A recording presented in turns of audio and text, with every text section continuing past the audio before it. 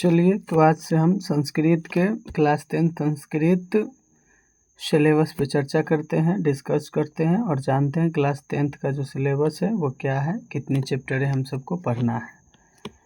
तो बिहार बोर्ड की चर्चा करें क्लास 10th, तो बिहार बोर्ड क्लास 10th में संस्कृत के सिलेबस की चर्चा करें तो इसमें आपका जो बिहार बोर्ड पैटर्न है, इसमें दो तरह से क्वेश्चन पूछे जाते हैं। एक आपका सब्जेक्टिव और एक ऑब्जेक्टिव।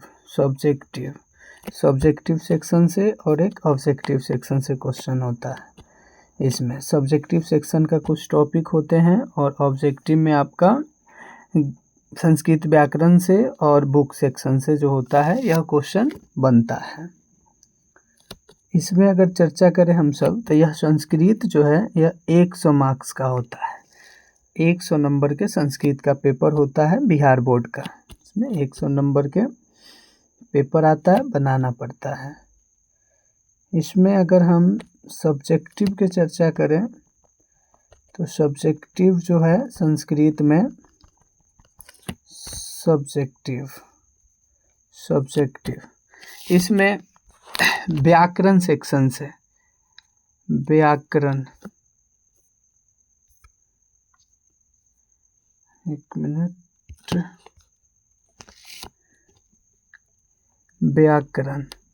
व्याकरण से सबसे पहले इससे गद्यांश पूछा जाता है। गद्यांश जो होता है यह आपका गद्यांश पूछे जाएंगे, जो कि एक 7 नंबर के होगा और एक आपका 6 नंबर के होगा। टोटल 13 मार्क्स के गद्यांश होंगे। उसके बाद इसमें अनुवाद पूछा जाएगा, और यह अनुवाद जो होगा यह 6 मार्क्स का होगा।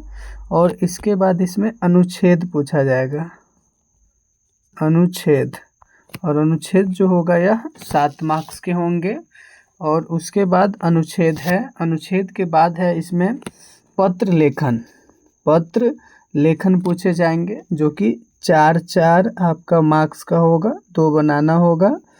8 नंबर का ये हो जाएगा आपका पत्र लेखन, ये हो गए। और उसके बाद इसमें आपका 16 क्वेश्चन दिया जाता है बुक से, किताब से, जिसमें से 8 करनी होती है।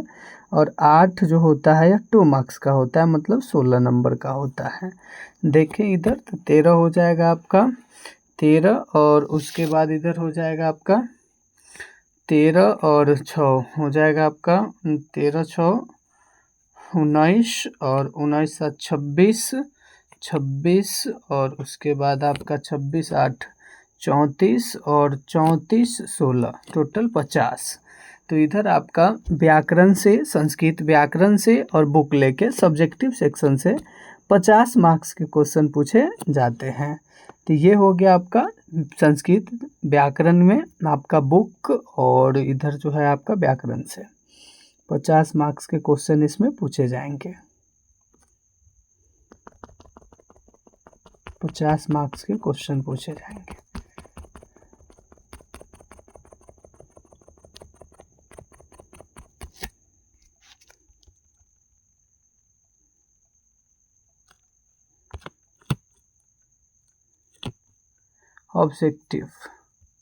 ऑब्जेक्टिव की चर्चा करें तो इसमें एक व्याकरण पार्ट से होंगे, और उसके बाद इधर किताब से होगा, बुक सेक्शन से होगा, किताब से होगा। इससे आपका 55 हुआ तो इधर से आपका 45 होगा। इस प्रकार से टोटल आपको 100 क्वेश्चन दिया जाएगा, जिसमें आपको 50 सॉल्व करनी होती है, 50 बनाना होता है। तो ये रहा बिहार बोर्ड का सिलेबस, एग्ज़ाम पैटर्न। इस प्रकार से बिहार बोर्ड जो है यह एग्ज़ाम में प्रश्न पूछती हैं, और 100 मार्क्स का टोटल। इधर आपका ऑब्जेक्टिव हो गया 50 और उधर हो गया 50 + 50 बराबर हो जाएगा आपका 100 मार्क्स के बिहार बोर्ड में संस्कृत से क्वेश्चन पूछे जाते हैं। 100 नंबर के पेपर होता है संस्कृत में। चलिए, आइए अब हम सब चैप्टर के चर्चा करते हैं कि हम सबको कितने चैप्टर पढ़नी होंगी बुक सेक्शन से संस्कृत में। तो चैप्टर की चर्चा करें कि सिलेबस क्या है इसका, कितने चैप्टर है इसमें। तो चैप्टर जो है यह इसमें टोटल चैप्टर 14 चैप्टर पढ़ना है हमको संस्कृत में। यह पीयूषम भाग 2 में पढ़ना होता है। इसमें 14 चैप्टर होते हैं, 14 चैप्टर हम सबको पढ़नी पड़ती है, जिसमें पहला चैप्टर जो होता है वह मंगलम होता है। मंगलम यह आपका फर्स्ट चैप्टर होता है संस्कृत का, जिसमें उपनिषद आधारित और वेदव्यास रचित रचनाओं के बारे में हम सब कुछ जानते हैं। दूसरा चैप्टर होता है पाटलिपुत्र वैभवम। इसमें पटना के ऐतिहासिक महत्व क्या है, पटना के बारे में हम सब जानते हैं। तीसरा चैप्टर होता है संस्कृत में अलस गाथा, जिसमें विद्यापति द्वारा रचित है। यह नैतिक कथाएं होती हैं, इनमें पढ़नी पड़ती हैं। उसके बाद चौथा चैप्टर आपका होगा संस्कृत साहित्य लेखिका। संस्कृत साहित्य लेखिका में महिला कवियों का क्या योगदान रहा, महिला कवित्रियों का क्या योगदान रहा, इसके बारे में इसमें जानेंगे। पांचवा चैप्टर की चर्चा करें तो पांचवा चैप्टर है भारत महिमा। भारत महिमा में भारतीय संस्कृति की महानता के बारे में पढ़नी होती है। छठा चैप्टर की चर्चा करें तो भारतीय संस्कार है। भारतीय संस्कार में भारतीय परंपराएं के बारे में पढ़नी होती है, संस्कार के बारे में पढ़ना होता है। टोटल 16 संस्कार के बारे में जाननी होती है, यह छठा चैप्टर में पढ़ते हैं। सातवां चैप्टर के बात करें तो वह नीति श्लोका है। नीति श्लोका यह इसमें विदुर नीति पर आधारित यह नीति श्लोका है। इसमें हम सब विदुर नीति जानते हैं कि क्या होता है। कर्मवीर कथा है, राम परवेश राम की कहानी है। यह एक दलित छात्र होते हैं, इनकी कहानी इसमें कही गई है कर्मवीर कथा में। 9वां चैप्टर आपका स्वामी दयानंद है। दयानंद सरस्वती के जीवन के बारे में इसमें बताया गया है। और 10वां चैप्टर मंदाकिनी वर्णनम है, जिसमें वाल्मीकि रामायण से प्रकृति का वर्णन करते हुए हम सबको बताएंगे, हम सब पढ़ेंगे, इसमें जानेंगे हम कि प्रकृति का वर्णन किस प्रकार करते हैं। उसके बाद 11वां चैप्टर आपका व्याघ्रपथिक कथा है। नारायण पंडित रचित द्वारा हितोपदेश से लिया गया है व्याघ्रपथिक कथा। इसमें एक बूढ़े वाघ और पथिक की कहानी है। उसके बाद आपका जो चैप्टर है वह 12वां चैप्टर है कर्णस्य दानवीरता। भास रचित यह आपका कर्णस्य दानवीरता में हम सब पढ़ेंगे। और उसके बाद 13वां चैप्टर विश्व शांति, वैश्विक शांति पर पाठ है विश्व शांति। और उसके बाद लास्ट आपका 14वां चैप्टर होगा शास्त्रकारा, जिसमें भारतीय दर्शन से हम सबको दर्शन होगी। इतनी चैप्टर हम सबको क्लास 10th संस्कृत में पढ़नी है। टोटल 14 चैप्टर पढ़ना है, जिसमें से आइए आज हम सब समझने के प्रयास करते हैं। जानते हैं हम सब फर्स्ट चैप्टर मंगलम पाठ के बारे में हम सब कुछ पढ़ते हैं। पहला चैप्टर देखते हैं मंगलम पाठ। चलिए, तो ये हम सब का फर्स्ट चैप्टर है मंगलम पाठ। यह चैप्टर के बारे में हम सब देखते हैं कि क्या है नहीं है मंगलम पाठ। चलिए, तो स्टार्ट करते हैं हम सब आज फर्स्ट चैप्टर, जिसका नाम है मंगलम पाठ। मंगलम पाठ, मंगलम का मतलब क्या होता है पहले देखिए। मंगलम कहने का मतलब होता है शुभ या कल्याणकारी। शुभ या कल्याणकारी को संस्कृत में मंगलम बोला जाता है। इस पाठ के परिचय देखें, इस पाठ के बारे में जाने तो इस पाठ में 5 मंत्र दिए गए हैं। इस पाठ में 5 मंत्र दिए गए हैं। 5 मंत्र इस पाठ में दिए गए हैं। और यह 5 मंत्र जो है यह 4 उपनिषद से लिया गया है। 4 उपनिषद से लिया गया है। उपनिषदों की संख्या पूछे तो उपनिषद की संख्या कितनी होती है? 108। उपनिषद की संख्या कितनी होगी? 108 उपनिषद होगी, जिसमें से कुछ ही उपनिषद महत्वपूर्ण उपनिषद हैं। यहाँ पे हम सबको 5 मंत्र के बारे में पढ़ना है। और यह जो 5 मंत्र लिया गया है यह आपको 4 उपनिषद से लिया गया है। तो 5 मंत्र है और यह 4 उपनिषद से लिया गया है। इसके बारे में हम सबको इसमें पढ़नी है। तो चलिए पहला चैप्टर मंगलम पाठ के हम सब परिचय देखने की कोशिश करते हैं। मंगलम पाठ है, मंगलम पाठ के ये रहा परिचय। परिचय में क्या है?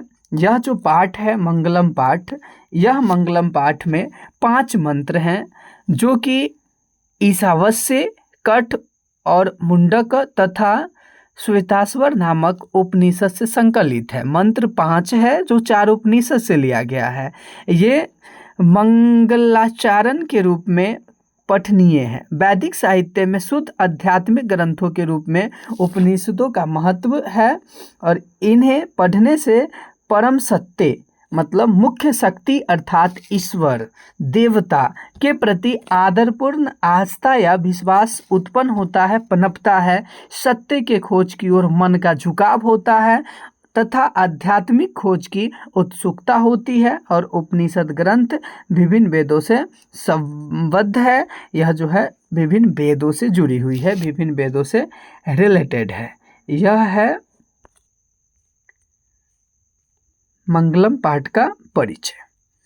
उपनिषद, यहाँ पे उपनिषद है। उपनिषद उपनिषद जो होता है, उपनिषद का अर्थ होता है गुरु के समीप बैठना। उपनिषद का जो अर्थ होगा यह गुरु के समीप बैठना होगा। उपनिषद की चर्चा करें तो वैदिक वाङ्मयस्य अन्तिमे भागे दर्शनशास्त्रस्य परमात्मनः महिमा प्रधानतया गीयते। तेन परमात्मना जगत् व्याप्त मनुष्यशासितं चास्ति। स एव सर्वेषां तपसां परं लक्ष्यम्। अस्मिन् पाठे परमात्मपरा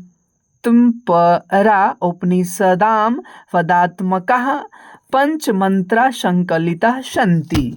उपनिषद वैदिक साहित्य के अंतिम भाग। उपनिषद वैदिक साहित्य के अंतिम भाग में दार्शनिक सिद्धांत को प्रकट करते हैं। जब जगह श्रेष्ठ पुरुष परमात्मा की महिमा का प्रधान रूप से गायन हुआ है, उसी परमात्मा से सारा संसार परिपूर्ण और अनुशासित है। सबों की तपस्या लक्ष्य उसी को प्राप्त करना है। इस पाठ में उस परमात्मा की प्राप्ति हेतु उपनिषद के 5 मंत्र श्लोक के रूप में संकलित है। चलिए सबसे पहला मंत्र देखते हैं। सबसे पहला मंत्र क्या है? सबसे फर्स्ट मंत्र जो है यह क्या है? सबसे पहला मंत्र है, यह मंत्र है, सबसे फर्स्ट मंत्र है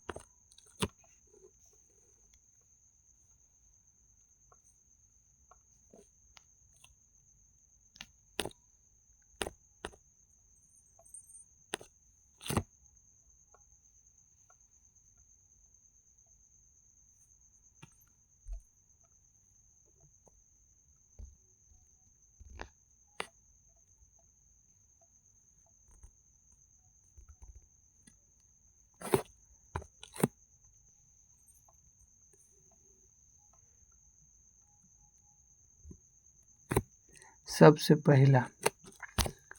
फर्स्ट पहला मंत्र है हिरण्मयेन पात्रेण सत्यापिहितं मुखं तत्वं पश्यन् पावन सत्य धर्माय दृष्टयते। मतलब यह आपका फर्स्ट मंत्र है और यह जो मंत्र है यह ईशावास्य उपनिषद से लिया गया है। ईशावास्य उपनिषद से लिया गया है, ईशावास्य उपनिषद से संकलित है। हिरण्मयेन्द्र पात्रेण सत्यापिहितं मुखम तत्वं पश्यन् पावन सत्य धर्माय दृष्टयते। पूछेगा कि हिरण्मयेन पात्रेण सत्यापिहितं किस उपनिषद से संकलित है? तो यह जो है आपका यह ईशावास्य उपनिषद से संकलित है और यह जो है आपका इसमें कहा जा रहा है कि हे प्रभु, सत्य का मुख सोने जैसा आवरण से ढका हुआ है। सत्य धर्म की प्राप्ति के लिए उस आवरण को हटा दीजिए। यह पहला मंत्र है, याद रखिएगा। यह ईशावास्य उपनिषद से संकलित है, ईशावास्य उपनिषद से लिया गया है और इसमें कहा जाता है सत्य का मुख सोने जैसा आवरण से ढका है। सत्य की धर्म की प्राप्ति के लिए इस आवरण को हटा दिया जाए। यह है आपका फर्स्ट मंत्र। दूसरा मंत्र जो है यह क्या है सुनिए। दूसरा मंत्र है अनोर्नियान महतो मह्यान आत्मस्य जंतुर्निहितो गुहायां तम क्रतुरु पश्यति बीतशोको धातु प्रसादान महिमान महात्मनः। मतलब इसमें बोला जाता है, यह आपका दूसरा मंत्र है, यह मंगलम पाठ का दूसरा मंत्र है, जो कि आपका यह जो है मंगलम पाठ का दूसरा मंत्र, यह कठोपनिषद से संकलित है। कठोपनिषद से संकलित है और इसमें कहा जाता है कि मनुष्य का जो है आपका हृदय रूपी गुफा में अणु से भी छोटा और महान से महान आत्मा विद्वान है। विद्वान शोक रहित होकर उस श्रेष्ठ परमात्मा को क्या करते हैं, देखते हैं। यह दूसरा मंत्र है, यह दूसरा मंत्र है। और तीसरा मंत्र की चर्चा करें तो ये तीसरा मंत्र है आपका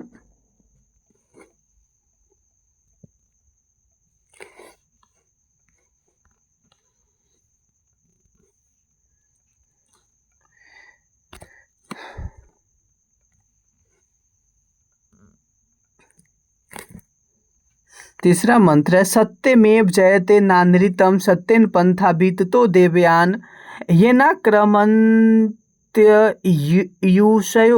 हराप्त कामा यत्र तत् सत्यस्य परम निधानम। मतलब यह जो आपका तीसरा मंत्र है, यह तीसरा मंत्र जो है यह मुंडको उपनिषद से लिया गया है और इसमें कहा जाता है कि सत्य की ही जीत होती है, झूठ की नहीं।